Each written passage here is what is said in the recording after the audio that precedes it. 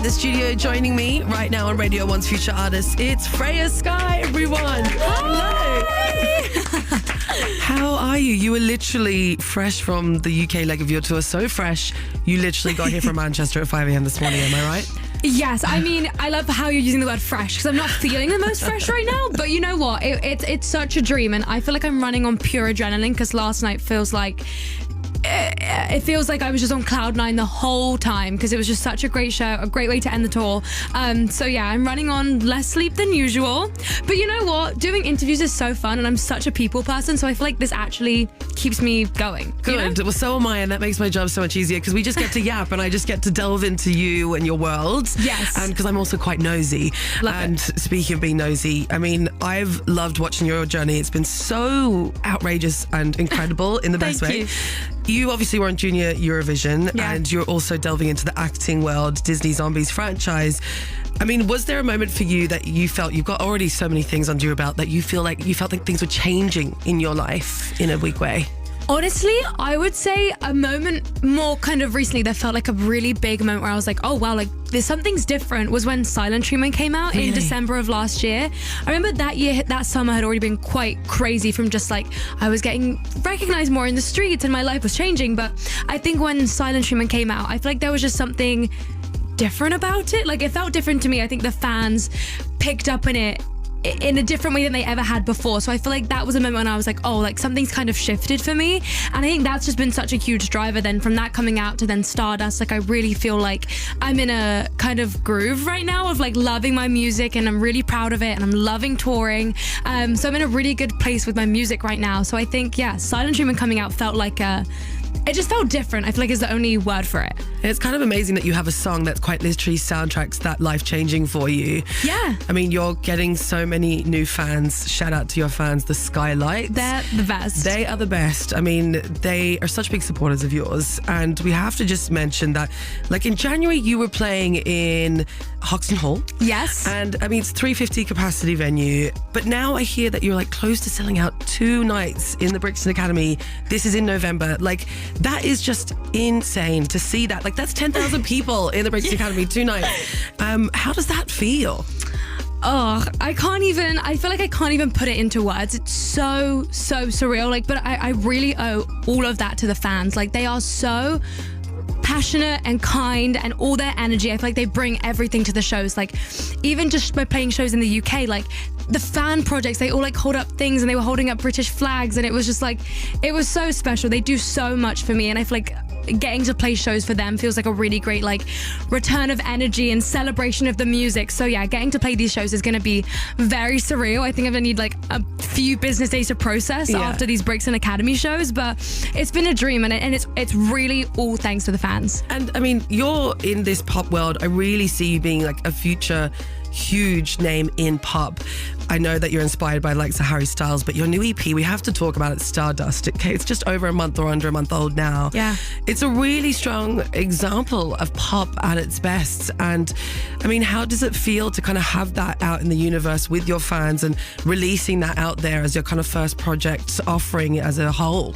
It feels so good. Like I remember I was actually like, I don't get particularly nervous, I think, when singles come out, because you get to kind of tease it and test the water. Like Silent Treatment, for example, I think honestly the song is 2 minutes and 22 seconds long, so I think they'd probably heard half of the song by the time it had come out. So I kind of had a gauge of what they were thinking. But with an EP, I think I had a lot of nerves going into it because there were 4 songs that they'd never heard before, and like they had no idea, and I didn't know if people were gonna, you know, it's a lot to ask for someone to sit and listen to 5 whole songs and give them the time to kind of like process and digest it. And yeah, I think the day it came out was just such like a special day. I think one that I'll remember forever, because I've always dreamt of having a body of work out, and this just felt like the perfect first step. And the way the fans like connected to it, and then 2 days after it came out, we did the first show of the Stars Line tour in Portland, and they already knew the songs, they already were singing, they already made dance routines, and I was like, how did I get so lucky that they just like, I feel like everything so far, I feel like they just like grab it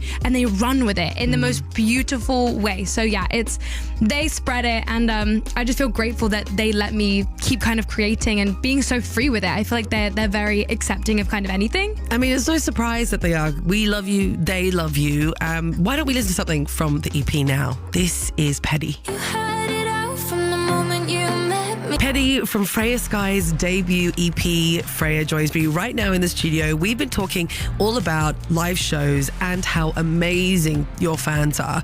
And you've also been teasing 2 new tracks. Yes. On stage. One of them is called Bad Taste. Yes. And the other one's called London. Let's have a listen to a clip of Bad Taste, shall we, from your show last week. And you can already hear them singing the words back to you.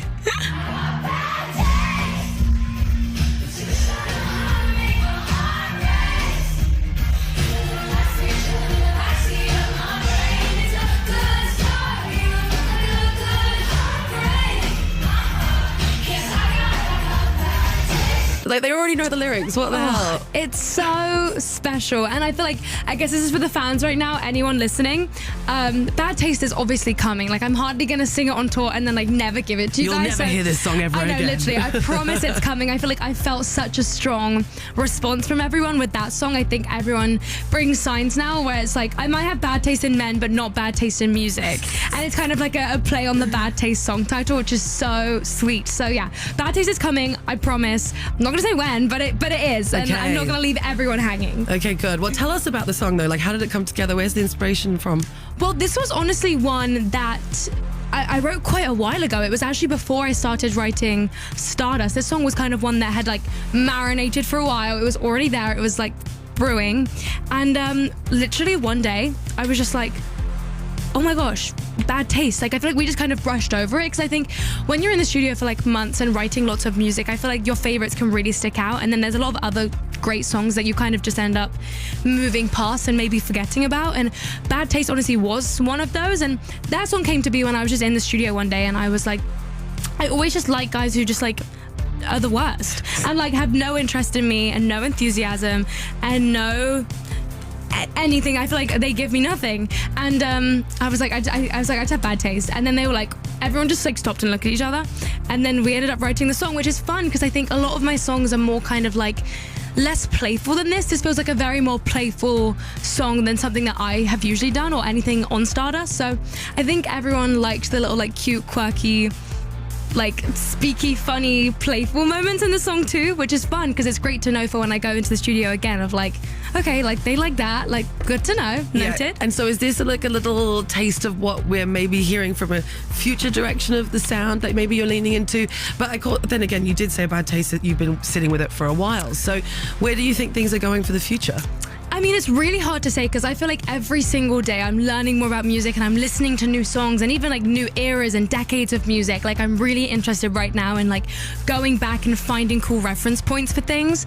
But I feel like when I go into the studio again to write, I guess, my next project, I think there will be a really clear direction, but things can always change up and shape up differently depending on what you're actually speaking about, what the topics are. But I feel like right now for me, like Silent Treatment really feels like a North Star. Like that really felt like the moment I was like, this is me. Like this really feels like a representation of who I am through lyrics, through sound, through melody, through vocals. Everything felt so me. So I think that's probably my North Star going forward right now. But, you know, I think it's all subject to change because it's so like ever changing, you know? Well, I think we should listen to Silent Treatment. I want to play it right now. It's such a beautiful song. Freya, thank you so much for joining us on Radio 1's Future Artists. Such a pleasure to watch your journey. And yeah, let's play the track right now. Freya Skye, this is Silent Treatment on Radio 1.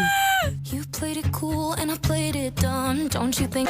Freya Skye and Silent Treatment on Radio 1. Thank you to Freya for joining us on the show, and thank you for all of your texts. My DMs are chock-a-block right now. Text here from Isabel, excited to be listening to Freya. I went to a show in Birmingham on Tuesday for my 18th birthday, and it was the best night ever. What a way to mark that night. Big shout out to Lucy Kemp, absolutely loves Freya Skye. We went to see her in Manchester last night. She was amazing. Another text in here from Jem in Plymouth. OG Skylight since late 2020, and I'm so proud of Frey Frey. Can't wait to see what's to come. I love that you guys call her Frey Frey.